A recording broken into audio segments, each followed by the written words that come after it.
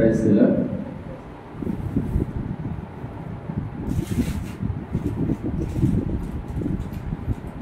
ఆరాధనకు వెళ్ళే ముందు మన యొక్క పరిశుద్ధమైన బైబిల్ గ్రంథం చేతుకొని బైబిల్ పల్లకి పాల్గొన్నాం. పఠింప శ్రేష్ఠ గ్రంథము బైబిల్. పఠింప శ్రేష్ఠ గ్రంథము బైబిల్. పఠింప శ్రేష్ఠ గ్రంథము బైబిల్. అనుదినం పఠించిన ప్రేమ తోడ నడుపును. ఓ పఠింప శ్రేష్ఠ గ్రంథము Bible. The best book to read is the Bible. The best book to read is the Bible. If you read every day, it will help you all the way. Oh, the best book to read is the Bible.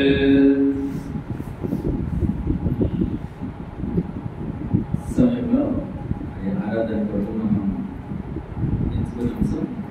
దేవుని పని అనే దాని మీద మూడు అంశాలు చూస్తూ మనం ఆత్మలో 2 కొరింథీ 12వ అధ్యాయం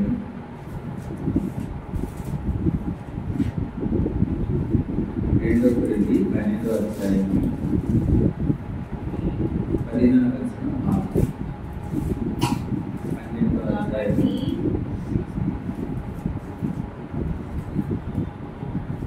కాబట్టి నాకు కలిగేది యావత్తు మీ ఆత్మల కొరకు బహు సంతోషంగా ఏ పరిచయలు.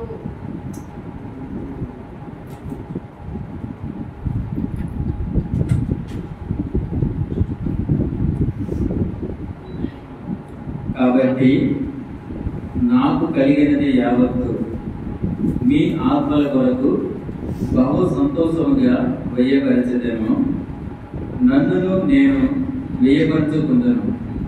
నేను మిమ్మల్ని ఎంత ఎక్కువగా ప్రేమించుచున్నానో అంత తక్కువగా మీరు నన్ను ప్రేమించురా. సహాయం కొరకు చిన్న ప్రార్థన. ప్రేమ నమ్మకము గల ప్రియ పరలోకపు తండ్రి, మీ ఘనమైన బహుశ్రేష్టమైన అతి విలువైన ప్రాముఖ్యమైన నామం బట్టి స్తుతించి ఆరాధించి ప్రార్థిస్తున్నాను ప్రభువా. గత వారం మొదలుకొని ఈ దినం వరకు ప్రభావం మీరు ఎక్కల చాటును మమ్మల్ని భద్రపరిచారు. మరి క్షేమకరమైన ప్రయాణాలతోని ఆయా కార్యక్రమాల్లో ప్రభావం మీరు సహాయపడుతూ వచ్చినందుకు వందనాలు. ఇదిగోనైనా ఈ పరిశుద్ధ దినాన్ని సకల పరిస్థితులతో మేము కూడా పరిశుద్ధంగాను మర్యాదగాను క్రమంగాను పాటించడంలో సహాయం చేయమని ప్రార్థన చేస్తున్నాను. నిలబడి అవసరం జ్ఞాపకం చేసుకొని ప్రభావ మాకు అవసరమైన మాటలు అందించమని ప్రార్థిస్తున్నాము. మరి మా యొక్క నోటిని గోరగా వాడుకొని దాని మా యొక్క సొంత ఆలోచనలు సొంత తలంపులను తీసివేసి తండ్రి పరిశుద్ధం ద్వారా నడిపబడే వారమే తండ్రి మీ యొక్క రక్షణ భాగ్యంలో మమ్మల్ని నడిపించమని మా ప్రభువు రక్షకుడు మా కొరకు రాలై ఉన్నాం. యేసుక్రీస్తు నామములో వేడుకుంటూ ప్రార్థిస్తున్నాం మా తండ్రి. ఆమేన్.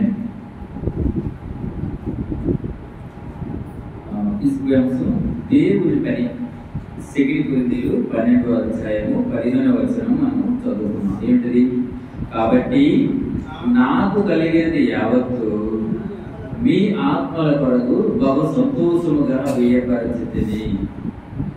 ఎంత గొప్ప మాట. కాబట్టి ఆయన కొరింథీ యొద్దకు 4 పైకి చూడండి, 3వసారి 14. ఇదిగో ఈ 3వసారి మీ యొద్దకు వచ్చుటకు సిద్ధంగా ఉన్నాను. వచ్చినప్పుడు మీకు భారంగా ఉండను. మీ సొత్తును కాదు మిమ్మల్నే కోరుచున్నాను. పిల్లలు తల్లిదండ్రుల కొరకు కాదు, తల్లిదండ్రులే పిల్లల కొరకు ఆస్తి కూర్చోకూడదగినది కదా. కాబట్టి ఆయన 3వసారి ఆ కొరింథీలో గురించి చెప్తున్న మాటలు ఏంటంటే, నాకు కలిగిన యావత్తు నా అంటే మీ ఆత్మల కొరకు ఒక సంతోషంగా వేయపరచను.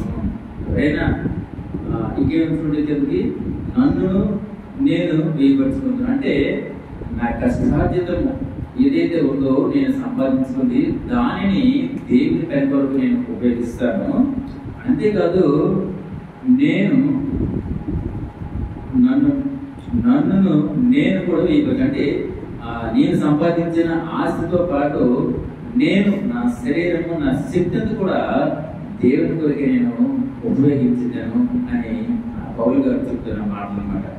అది ఇంకేమంటే నేను మిమ్మల్ని ఎంత ఎక్కువగా ప్రేమించాను నేను, ఎందుకంటే దేవుడు లోకాన్ని ఎంతో ప్రేమించాడు.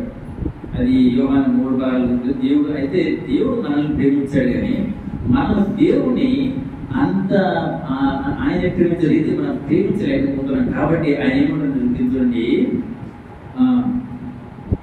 నేను మిమ్మల్ని ఎంత ఎక్కువగా ప్రేమించుతున్నానో అంత తక్కువగా మీరు నన్ను ప్రేమించరా. కనీసం నాతో పని నా అంత ప్రేమ కలిసి అంతకంటే తక్కువగానే నన్ను మీరు ప్రేమిస్తున్నారా, నన్ను ప్రేమిస్తున్నారా అని అంటే అర్థం ఏంటంటే ఆయన ఇష్టపడడం కాదు, ఆయన ఆజ్ఞలను గైకొనాలి, ఆయనే గొప్ప చేయాలి, ఆయన దేవుడని ప్రతి ఒక్కరికి మనం తెలియచేయాలి, ఆయన మాటలకు లోబడాలి, ఆయన ప్రేమను మనము చూపించే వారిగా ఉండాలి. అది ప్రేమించడం అంటే. ఆయన అంటున్నా నేను లోకంలో ఎంతో ప్రేమించాను అంటున్నాడు.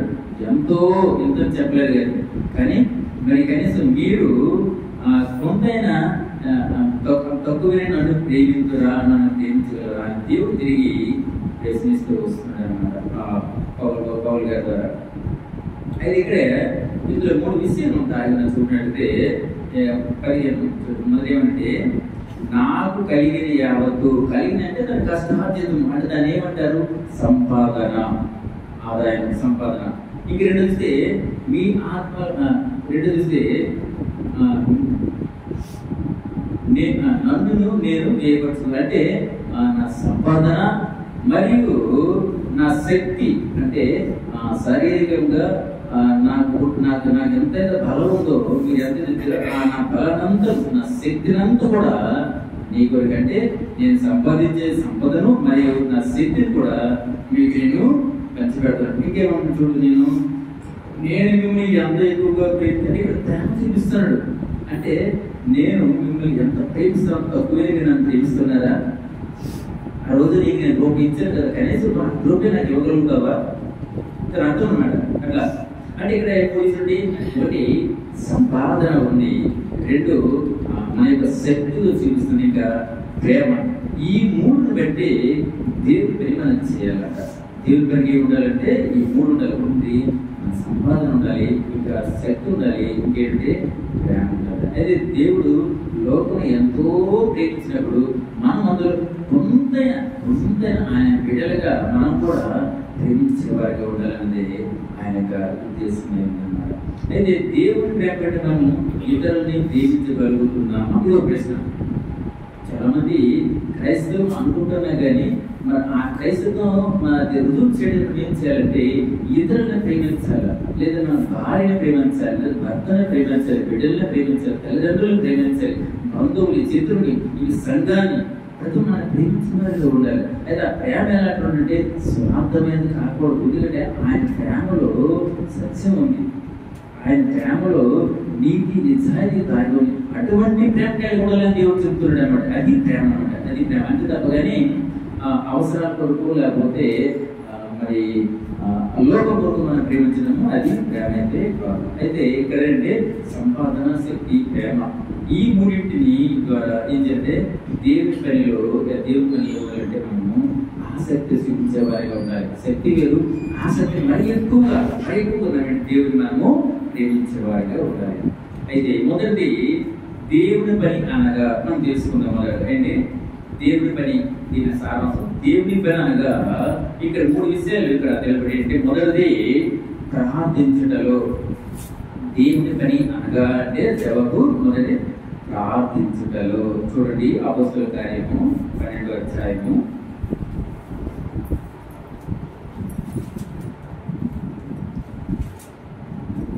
5వ వచనం చేసి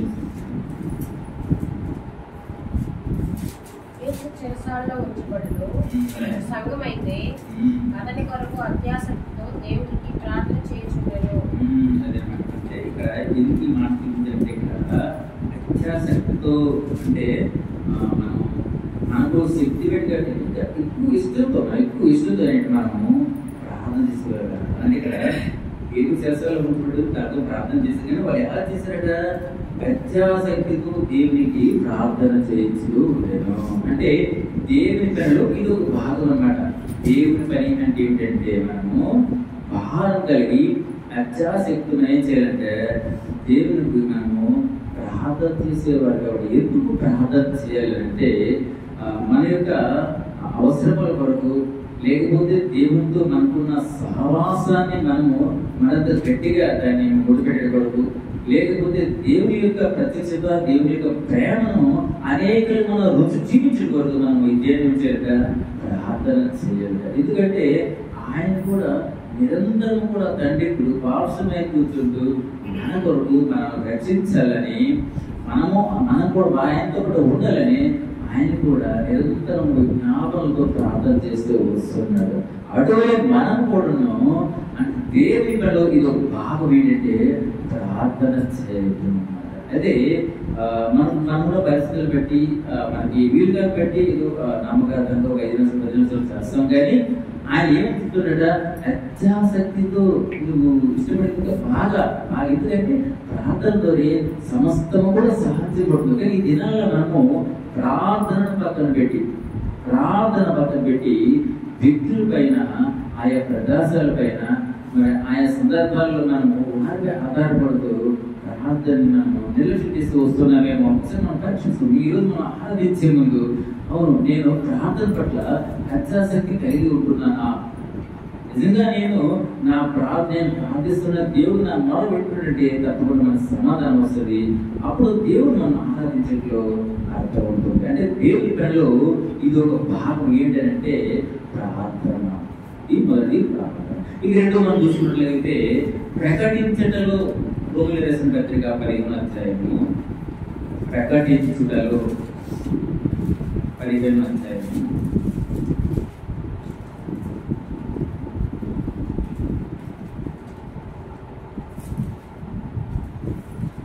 20వ వచనం.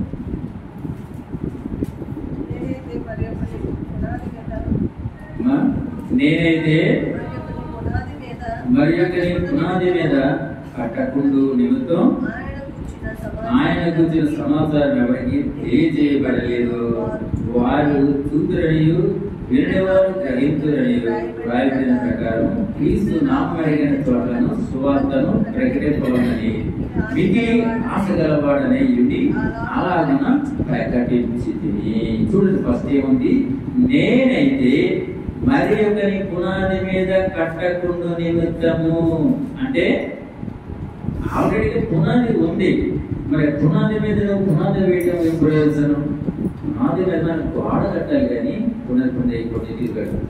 ఎందుకు ఈ మాట అంటారంటే చాలా మంది తెలిసిన వాడికే సువార్త తెలియజేస్తూ వస్తున్నాం.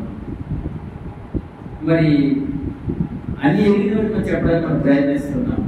ఇక్కడ దేవుడితో మాట్లాడితే దేవుడి ఎరిగిన ప్రజలు, నా మాట వినని వారు, నన్ను చూడని వారు, అంటే నన్ను కనుగొనని వారు ఉన్నారే, వారికి తెలియచండి, వారిని నా వద్దకు నడిపించండి, వారికి రక్షణ భాగ్యాన్ని అందించండి అని దేవుడు చెప్తూ వస్తున్నాడు అనమాట. అందుకే ఇక్కడ ఏంటంటే నేనైతే మరి ఒకరి పునాది మీద కట్టకుండా, అంటే ఏం చెప్పినట ఆయన గురించి సమాచారం ఎవరికి మనం తెలియజేయాలంటే ఎవరికి తెలియబడలేదు, ఎవరు చూతురని వినని వారు గ్రహించురని మనం ఫలానా వారు ఫలానా ఏదైతే దేవుని గురించి వారికి తెలియదు.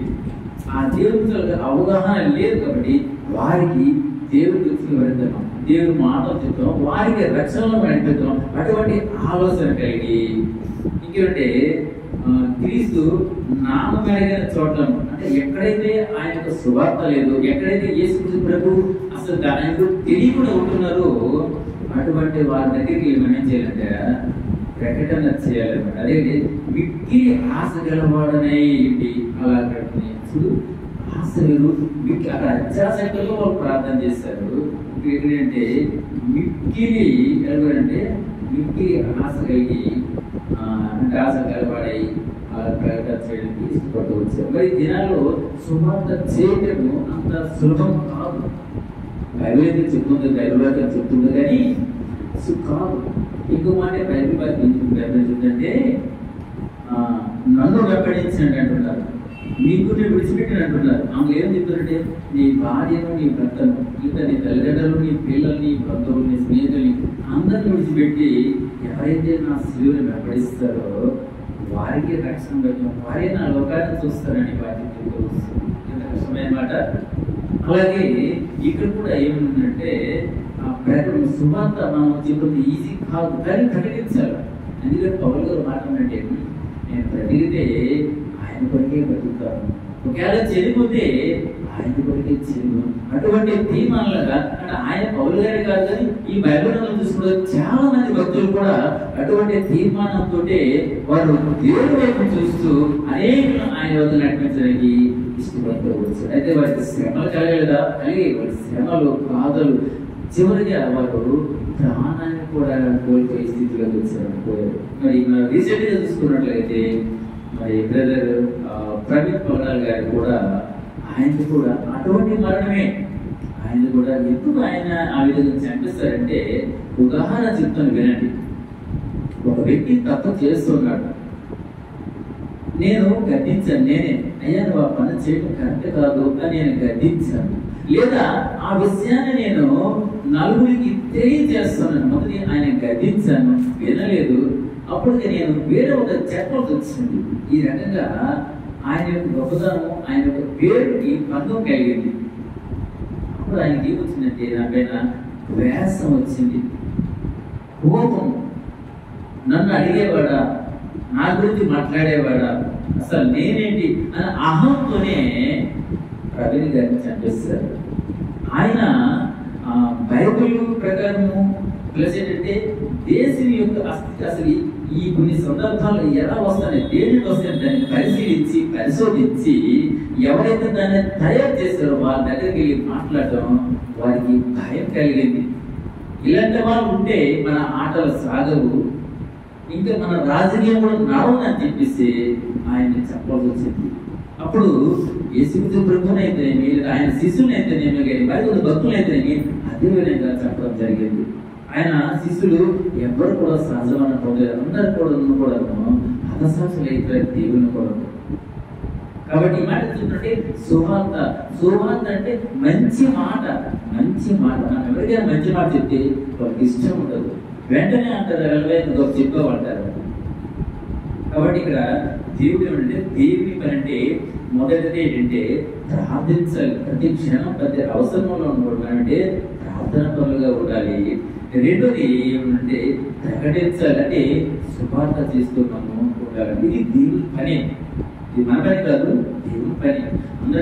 అందరూ వారి సొంత కార్యాలయం చేసుకుంటున్నారు, కానీ ఆ పని ఎవరు చేయట్లేదు దేవుడు అంటున్నాడు కదా. ఇది దేవుని పని ఏంటంటే ప్రార్థించటము, ఇంకేంటే శుభార్త చెప్పి ప్రకటించు. ఇక మూడుగా మనం చూసుకున్నట్లయితే ఆత్మల కొరకు, ఆత్మల కొరకు చూడండి. రోమిలేసిన పత్రిక 10వ అధ్యాయము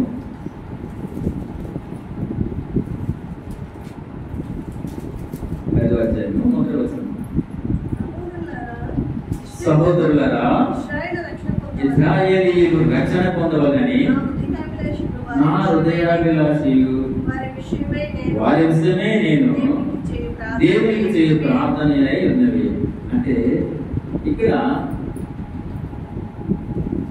ఇజ్రాయేల్ ప్రజలు తన ప్రజల కోసం అంటే వారికి రక్షణ లేదు, రక్షణ నుండి తగ్గిపోతున్నారు, వారిని రక్షణలో నడిపించాలి అని చెప్పేసి వాళ్ళ ఊరికే ఉందన్నమాట. వారికి రక్షణ నడిపించాలని చెప్పేసి ఊరికే ఉందన్నమాట. మరి మన జీవితంలో మనం తీసుకున్నట్లయితే మరి పౌలు గారికి ఎలాగైతే నా కుటుంబాన్ని అంటే నా దేశము, నా ప్రజలు, నా కుటుంబమే కదా, నా కుటుంబాన్ని ఏ విధంగా నేను రక్షణలో నడిపించాలని అనుకుంటాను, నా కుటుంబాన్ని రక్షించి వారిని కూడా దేవుని రాజ్యాన్ని తీసుకెళ్ళి ఆయన ఎంత ఆరాటపడుతూ అభిలాష చాలా ఇష్టం అని చెప్తున్నాడు అనమాట. ఆయన నాకు హృదయం అంటే నా హృదయ అంతరంగం నుండి నాకు ఇష్టం కలుగుతుంది, వాళ్ళని నేను రక్షించాలి, వారిని దేవుడితో నడిపించాలి, వారు కూడా త్వరలో నాతో పాటు ఉండాలని ఆయనకి ఎలాంటి అభిలాష ఉందో మరి దేవుని పిల్లలు మనము మరి దేవుని మనం కూడా మన కుటుంబాల కొరకు, మన స్నేహితుల కొరకు, మరి మనం అక్కడక్కడ చేస్తున్న ఆయా పనులు చేస్తుంటే ఉద్యోగంలో కానీ వ్యాపారంలో కానీ మనం చేస్తున్న రోజు ఊళ్ళో కానీ సహవాసం కొంతమంది మన పరిచయం అవుతుంటారు అనమాట. సహవాసంలో అటువంటి వారికి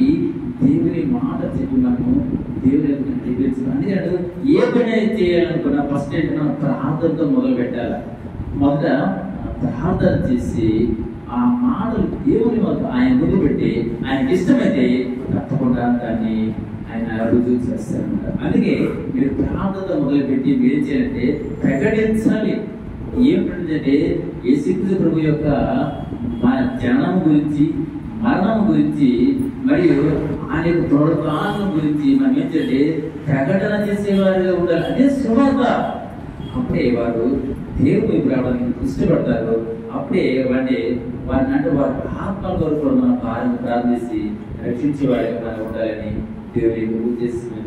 మరి నేను రక్షింపబడి మరి నా భార్య రక్షింపబడకపోతే, మరి నా భార్యను రక్షింపబడి నా పిల్లలు రక్షింపబడకపోతే, నా బంధువులు రక్షింపబడకపోతే, నా స్నేహితులు రక్షింపబడకపోతే, మరి నాకున్న వారు, నన్ను ప్రేమించేవారు, నేనంటే ఇష్టపడేవారు రక్షింపబడకపోతే అది మనకి ఎంత వేదన. మనం బైక్ మీద వెళ్తున్నప్పుడు పొరపాటున స్టాండ్ పడిపోతే ఎంతో మంది చెప్తూ వస్తుంటారే, స్టాండ్ ఎందుకు మనకు ప్రమాదం జరగకూడదనే కదా, మనకి అది అభిమానంతో చెప్తున్నారు కదా. అలాంటి వారు రేపు నరకంలో పడిపోతే మనకి ఎంత బాధ అనిపిస్తుంది. అయ్యో అందరూ బైక్ మీద వెళ్తుంటే ఆ స్టాండ్ జాగ్రత్త నాకు చెప్పాడు మిత్రుడు, పాపం ఈరోజు ఆ మిత్రుడు చూసావా నరకానికి వెళ్ళిపోతున్నట్టు, అది బాధ కదా. కాబట్టి ముందు నేను నా ఇంటి వారిని ఎక్కువ మంది సేవించడం అంటే భార్య, భర్త, పిల్లల, కుటుంబ సభ్యులందరికీ కూడా వర్తించిన మాట అనమాట. అందుకే ఎందుకంటే ఆయన కొడుకు కూడా ఇజ్రాయేల్ ప్రజల కొరకు ఆయన చాలా ఇష్టంగా మాట్లాడుతున్నారు. మనం కూడా మన కుటుంబంలో మన భార్యలైతే, భర్తనైతే, పిల్లలైతే, మన కుటుంబ సభ్యులు కానీ, స్నేహితులు కానీ, ఎవరైనా కానీ మనం రక్షణలు నడిపించాలి. ఇది దేవుని పనులు. ఇవ్వండి మన సొంత పనులైనవి కానీ కాదు, వీటివి దేవుని పనులు. అయితే ఈ దేవునికి ఎలా చేయాలి? దేవుని పని ఏంటి? ప్రార్థన చేయడం, సువార్త చేయడం, ప్రకటించడం. మూడోది ఏంటంటే రక్షణలకు అందరినీ నడిపించడం. సరే, ఎలా చేస్తాం? ఎలా మన సాధ్యం అంటే మొదటి చూడండి, అంటే ఎలా చేయాలి, ఎలా చేయాలంటే మొదటి శ్రద్ధగా చేయాలంట. చూడు బైబిల్ వాక్యం చెప్తుంది. ఇర్మియా రాసిన చూడండి, ఇర్మియా 48వ అధ్యాయం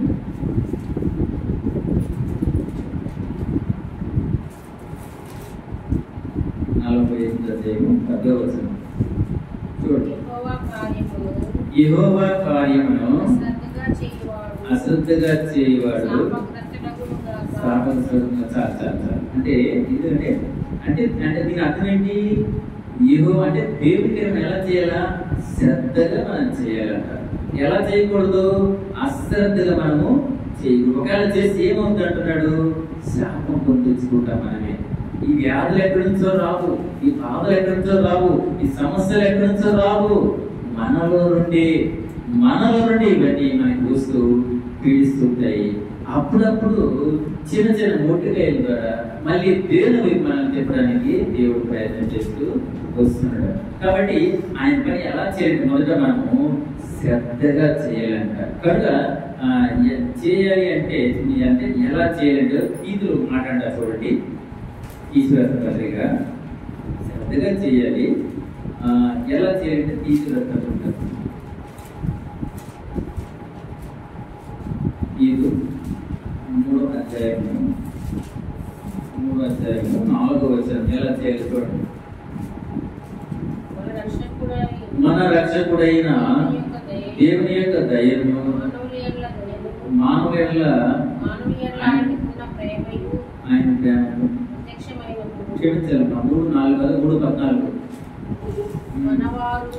మనవారును నిష్పరులు కాకుండా నిమిత్తము అవసరమును బట్టి సమయోచితముగా సత్క్రియలను శ్రద్ధగా చేతుకు మనకు ఎలా నేర్చుకోవాలంట? శ్రద్ధగా అడుగుదలగా సమయోచితముగా ఏ సందర్భంలో ఎలా మాట్లాడాలంటే ఏ సమయం ఎలా చేయగలగా సమయంగా సమయంగా సత్క్రియలు అంటే మంచి పనులు ఎలా చేయాలి? మనము మంచి పనులు శ్రద్ధగా చేయాలి. ఆయన మొదటంటే ఎలా చేయాలి? నా పని మరి ఎలా చేయాలంటే మొదటి శ్రద్ధగా చేయండి అంటారు. ఎలా శ్రద్ధగా చేయండి అంటే అది సమయోచితముగా మీ జీవితం మంచి పని వచ్చండి శ్రద్ధగా చేయండి అని దేవుని వాక్యం చాలా అవసరం. మొదటి ఏంటంటే ఎలా చేయాలంటే శ్రద్ధగా చేయాలి. రెండోది మనం చూసినట్లయితే ప్రేమతో చేయాలి. చూడండి, మొదటి కొరింథీయులు 16వ అధ్యాయం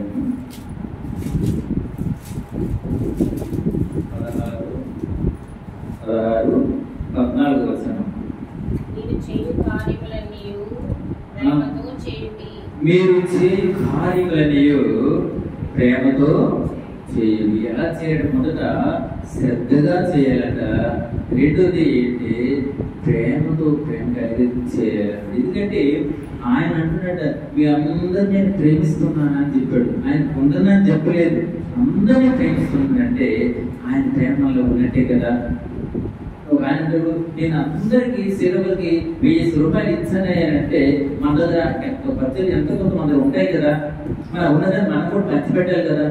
మరి ఆయన మనకు 1000 రూపాయలు ఇచ్చినప్పుడు మన పక్క వాళ్ళు అప్పులు ఉన్నప్పుడు వాళ్ళు 10 రూపాయలు ఇస్తే ఏమవుతుంది? అలాగే దేవుడు లోకమును ఎంతో ప్రేమించినప్పుడు ఆయన ప్రేమ మనలో ఉంది కదా. అందులో కొంచెమైనా మన భార్యని ప్రేమించడం, లేదా భర్తని ప్రేమించడం, పిల్లల్ని ప్రేమించడం, లేదా ఈ సమాజంలో ప్రతి ఒక్కరిని ప్రేమించడం, ఇది దేవుని పని, మన దేవుని పని. మొదటి శ్రద్ధగా చేయాలి.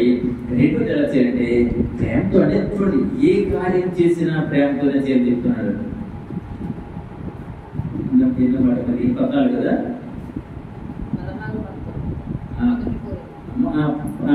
చూసారా, మీరు చేయు కార్యములన్నీ ప్రేమతో చేయాలి. మనం ఏ పని చేసినా మనము ప్రేమతో చేసేవారుగా ఉండాలి. మరి మూడోది చూసుకున్నట్లయితే దేవుని కొరకు, దేవుని పని కొరకు ప్రయాసపడు. మొదటి ఏంటంటే ఆయన పని మనము ఎలా చేయాలంటే శ్రద్ధగా చేయాలి, ప్రేమతో చేయాలి. మూడోది ఎలా చేయాలంటే మనము ప్రయాసపడి చేయాలా. కొంచెం కష్టమైనా సరే మనము ఆయన పని చేయడానికి ఇష్టపడాలా. కొంచెం కష్టమైన మనము ఇష్టపడతాం ఆయన పని మనము చేయాలి. చూడండి, అందులో మొదటిది ఆత్మీయ ప్రయాస. రెండోది ఇదేంటి? లోక ప్రయాసం. మొదటి ఆత్మీయ ప్రయాసం. మొదటి కొరింథీయులు 15వ అధ్యాయం. మొదటి కొరింథీయులు 15వ అధ్యాయం 58వ వచనం. కాగా నా ప్రియ సహోదరులారా, మీ ప్రయాసము ప్రభువునందు వ్యర్థము కాదని ఎరిగి స్థిరులను అదైన వారును ప్రభువు కార్యాభివృద్ధి ఎప్పటికీ ఆసక్తులనై ఉండి. మనం నమ్ముటని వాళ్ళకి నమ్మని సంసాధ్యం కదా. మన విశ్వాసం అంటే విశ్వాసమే స్వస్థపరుస్తుంది, విశ్వాసం మనం బలపరుస్తుంది. ఇక్కడ ఏమన్నా మనం నమ్మాలంటే ప్రభువునందు నీ ప్రయాస వ్యర్థము కాదని. ప్రభువులు అంటే దేవుని కొరకు చేసే నీ ప్రతి పని కూడా వ్యర్థం కాదని మనం నమ్మి ఏం చేయాలంటే దేవుని యొక్క కార్యములు, దేవుని యొక్క కార్య అభివృద్ధి కొరకు మనం ఏం చేయాలంటే ఎప్పుడు అత్యాసక్తి మనము ఉండాలంట. ఎలా ఉండాలి? అత్యాస అంటే ఇది ఆత్మీయ ప్రయాసం. దీని ఆత్మీయ ప్రయాసం. అసలు ప్రయాస అనగా చూసుకుందామా? చూడండి, మొదటి తిమోతి ప్రయాస అనగా మొదటి తిమోతి 6వ అధ్యాయం 11వ వచనం. ప్రయాస అంటే ఏమిటో దైవజనుడా, నీవైతే వీటిని విసర్జించి నీతిని, భక్తిని, విశ్వాసమును, ప్రేమను, ఓర్పును, సాత్వికమును సంపాదించుకునేటకు ప్రయాసపడము. ఇక్కడ ప్రయాస అర్థం ఏంటంటే, ప్రయాస అంటే నీతి కొరకు ప్రయాసపడు. నువ్వు నీతి కొరకు నువ్వు ఆకలి తప్పులు కలిగేవాడు. నీతి ఇంకేమంటే భక్తి కోసం నువ్వు కష్టపడు. ఇంకా నమ్ముట, విశ్వాసం నువ్వు కష్టపడు. ఇంకా ప్రేమ కొరకు, ఓర్పు కొరకు, సాత్వికంగా ఉండడం, ఇవి సంపాదించడానికి దీనికోసం ప్రయాసపడుకుంటున్నారు. లోకరీతిగా భౌతికంగా ప్రయాసపడుతుంది వేరు, కానీ ఇది ప్రయాసం అంటే ఆత్మీయంగా ఎదుగుదల కొరకు, ఆత్మీయంగా దేవునితో సహవాసం కొరకు, ఆత్మీయంగా దేవుని యొక్క రాజ్యాన్ని పొందుకునే కొరకు ఇటువంటి వారి కొరకు మనం ఏం చేయాలంటే ప్రయాసపడేవారిగా ఉండాలి. ఇది ఆత్మీయమైన ప్రయాస. మరి లోకరీతిగా కూడా ప్రయాస పడుతున్నామా? చూద్దామా? లోకరీతిగా ప్రసంగి 2వ అధ్యాయము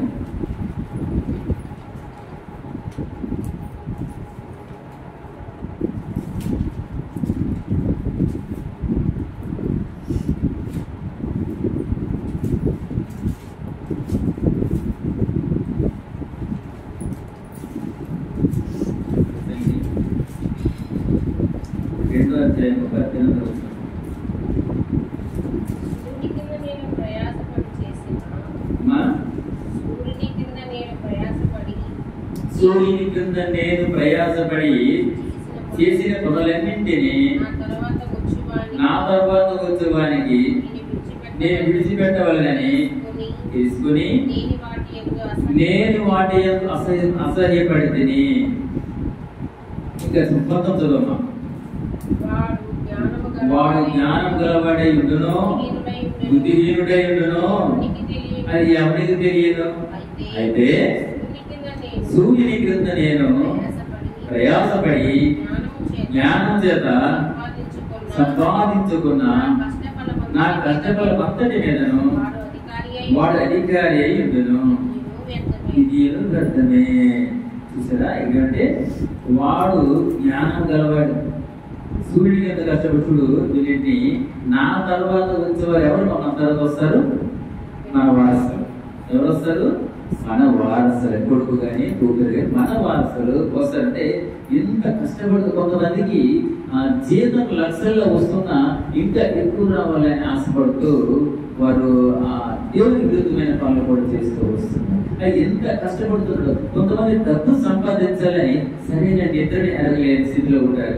ఆ డబ్బు కోసం కొంతమంది మంచి భోజనం ముట్టలేని స్థితిలో ఉంటారు. ఆ డబ్బు కోసము ఎంతో యాతన పడేవాడిగా ఉంటారు. ఎంత చేసి నువ్వు నీ తర్వాత వారికి నువ్వు అందిస్తున్నావు. ఇక్కడ అందిస్తుంది ఏమంటే నేను తర్వాత వారికి వచ్చేవారికి నేను విడిచి పెట్టవాలని తెలుసుకుని ఇంత సమయంలో తీసుకున్నట్టే అసహ్యపడిపోయాడు ఆయన. ఇంత కష్టపడి చేశాను, సంపాదించాను, నా బిడ్డలకి ఇచ్చాను, వాడు ఏం చేస్తారు? కింద కూడా చూడండి. వాడు జ్ఞానం గలవాడై ఉండును బుద్ధిహీనుడై ఉండును అది ఎవరు తెలియదు. నా పిల్లలు మా పెద్ద అబ్బాయి మొదటి సంతానము. అబ్బాయి పుట్టగా చాలా అసలు నా భార్య కడుపులు పడేసరికి నాకు చెప్పలేని సంతోషం. చాలా మంది చెప్పేశాను నేను తండ్రిని కాకపోతున్నా తండ్రి కాకపోతున్నాను. ఆ ఆనందమే వేరు. ఎవరికైనా కొత్తగా పెళ్ళి అయితే మరి వారు తండ్రి కాకపోతున్నా లేదా తల్లి కాకపోతున్నప్పుడు ఆ సంతోషం వారు జరుగుతుంది, వారు తెలుసు. అలాగే నేను అటువంటి సంతోషంతో ఉన్నాను. లక్షణంగా దేవుని కృపను బట్టి నేను ఒక మగ పెట్టాను. అయితే మరి నా కుమారునికి పేరు నామకరణం చేయాలి కదా, అలా చెప్పేసి నేను నర్సనపేటలో మందిరం ఖాళీ మందిరికి నా భార్య చర్చి వెళ్ళాము. అయితే ముందు మేము ప్రిపేర్ అవ్వలేదు. నా కొడుకుని పలానా పేరు పెట్టాలని నువ్వు అనుకోలేదు. మందిరంలోకి వెళ్ళాము, బైబిల్ చేస్తాము. ఆయన ఏదో వాక్యం చెప్తున్నారు. ఎలా బైబిల్ చేస్తున్నప్పుడు విశ్వాసం అన్న మాటతో దేవుడు నాతో మాట్లాడాడు. ఆ టైంలో ఆ సమయంలో నాకు పూర్తి మారుమనసు రక్షణ లేకపోయినప్పటికీ దేవుడు విశ్వాసం అనే మాట నాకు చూపిస్తూ వచ్చాడు అన్నమాట. అప్పుడే నేను అనుకున్నాను, విశ్వాసం ఎంత గొప్పది. అంటే దేవుని పట్లే కాదు, సాటి మనుషుల పట్ల కూడా మనము విశ్వాసాన్ని కలిగి ఉండాలి. విశ్వాసం ఎంత గొప్పది, ఎంత పేరు ప్రఖ్యాత కలిగినది, దేవునికి ఇష్టమైనది కదా అని చెప్పేసి నా కొడుకు ఆ క్షణమే వెంటనే ఆ పాస్టర్ గారితో మాట్లాడి మరి మా అబ్బాయికి విశ్వాస్ అని పేరు పెట్టండి అని నేను ఆ రోజు చెప్పడం జరిగింది. అది ముందే ప్రిపేర్ అవ్వలేదు నా కొడుకు ఈ పేరు పెట్టాలని. సడన్ గా ఆయన బైబిల్ చూడడం, ఆ విశ్వాసం అనే పేరు నాకు పెట్టడం అలా చెప్తే అప్పుడు పాస్టర్ గారు నర్సంపేట ఖాళీ భాష ఏమంటే సరే విశ్వాస్ కుమార్ అని పెడతామని అన్నారు. సరే అని అన్నాం. కానీ ఆ కుమార్ కాస్త పోయింది, విశ్వాసాన్ని మేము పిలవడం మొదలైంది. అయితే నేను అనుకున్నాను, మరి నా కుమారుడు దేవుని పట్ల, ప్రజల పట్ల, తల్లిదండ్రుల పట్ల తన యొక్క విశ్వాసాన్ని రుజువు చేసుకునే వాడిగా ఉంటాడని నేను ఊహించాను, అనుకున్నాను. కానీ ఇక్కడ ఏమంటున్నాడు చూడండి. ఇక్కడ వాడు జ్ఞానం గలవాడై ఉండును బుద్ధిహీనుడై ఉండును అది ఎవరికి తెలియదు. నిజమే కదా? అనుకున్నాను నా కుమారుడు నా ఆశలకు తగ్గట్టుగా నా ఆలోచనలు తగ్గట్టుగా దేవుడికి అనుకూలంగా ఉంటాడు, లేకపోతే మనుషులకు అనుకూలంగా ఉంటాడని వాడి విశ్వాసాన్ని పేరు పెట్టారు. కానీ ఇక్కడ ఏమంటారు, ఆయన బుద్ధిహీనుడు లేకపోతే జ్ఞానుడు ఎవరో తెలియదు, నిజమే అది తెలియదు అనుకున్నా నేను. కానీ ఈరోజు విశ్వాసానికి కాస్త దూరంగా ఉండవలసి వస్తుంది. ఈ విషయంలో మేము బాధపడుతున్నాం. అయితే ఏది జరిగినా దేవుని మహిమ కొరకు, దేవుని చిత్తం లేకుండా, ఆయన ఇష్టం లేకుండా జరగదు అనమాట.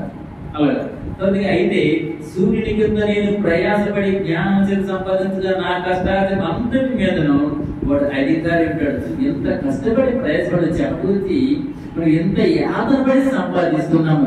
అక్కడ మనం ఉద్యోగం చేస్తే మన పై అధికారులతో మనం మాట్లాడవలసి వస్తుంది. ఏదైనా వ్యాపారం చేస్తే సాటి వ్యక్తులతో మనం మాట్లాడవలసి వస్తుంది. ఏదైనా కూలి పని చేస్తే ఆ యజమానులతో మాట్లాడవలసి వస్తుంది. అటువంటి పరిస్థితులు కూడా మనం ఎంత కష్టపడి అవమానాలు భరించి మనం కష్టపడి ఎవరికి అప్పులిస్తున్నామంట అన్న తర్వాత అయితే ఆయన అధికారి అయి ఉంటాడట. ఇది వ్యర్థమే. నేను కష్టపడి ఇచ్చిన దానిని మంచి పని కోసం దేవుని పని కొరకు ఉపయోగించకుండా దాన్ని వ్యర్థంగా ఖర్చు పెట్టడం కూడా వ్యర్థమే. ప్రజలకు చెప్తున్నా అంటే ఎందుకు మాట చెప్తున్నానంటే చూడ మాట చూసుకుంటే 5వ అధ్యాయంలో మాట చూడండి. సరే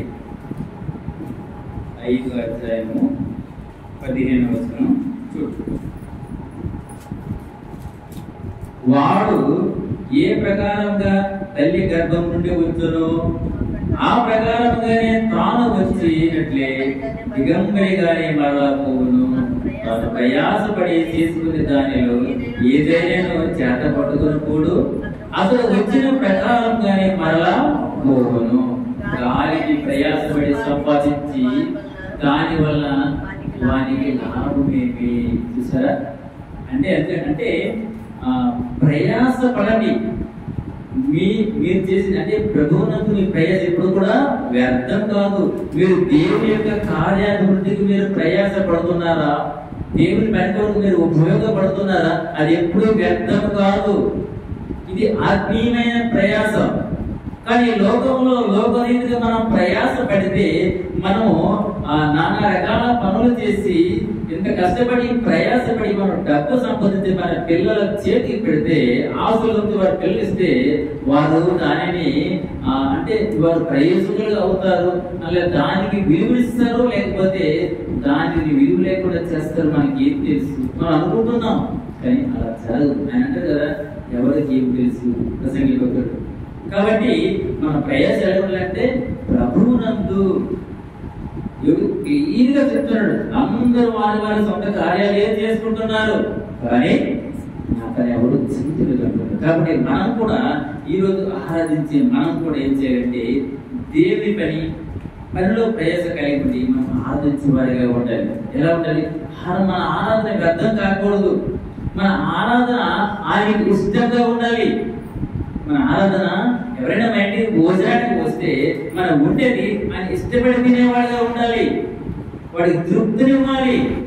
అంతే తప్ప కానీ మనం ఏదో వడ్డిస్తాం దాని బాధపడటం కరెక్ట్. అలాగే మనం ఏదో దేవుని ఆరాధిస్తామంటే మనం ఆచారాల ప్రకారం మనం ఆరాధించకూడదు, అలవాటు ప్రకారం ఆరాధించకూడదు. కానీ ఇదిగో ప్రభా, మరి నీ పనిలో నేను ఉంటాను. నేను నీ పని అంటే ఏమిటని చెప్పంటే ప్రార్థన చేయమని చెప్పారు. ప్రభా నీ పని అంటే ఓకే, మరి నీ గురించి ప్రశంసమన్నారు, నీ గురించి ప్రకటన చేయమన్నారు. నీ సువార్తకుడిగా నేను పనిచేస్తాను ప్రభా. ఇంకేం చెప్పారు? ఇంకా ఆత్మకు ప్రయాసపడతాను. అంటే ఎవరైతే రక్షణ భాగ్యాన్ని పొందుకోలేని వారు ఉన్నారో, ఎవరైతే మీ స్వరం వినకుండా మీ వెలుగు చూడని స్థితిలో ఉంటున్నారో వారికి మేము రక్షణ భాగ్యం అందిస్తాను ప్రభా. ఇదే పని, దేవుని పని ఎలా చేయాలంటే మనము శ్రద్ధగా చేయాలి, ఇష్టపడి చేయాలి, ప్రేమతో చేయాలి. ఇంకేంటంటే ప్రయాసపడి చేయాలన్నమాట.